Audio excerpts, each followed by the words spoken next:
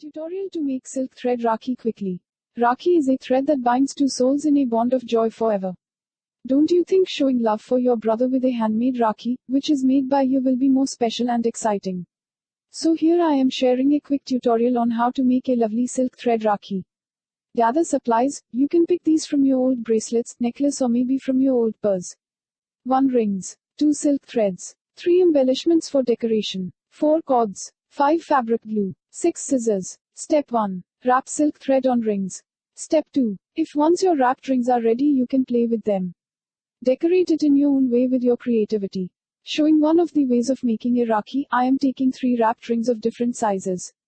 Step 3. Decorate big ring with gold beads. Step 4. Apply a bit of glue on the inner circle and add next color. Again apply a bit glue and add the last ring. Then start adding embellishments and let it dry. Step 5. Now add jump rings to the Rakhi to add cords.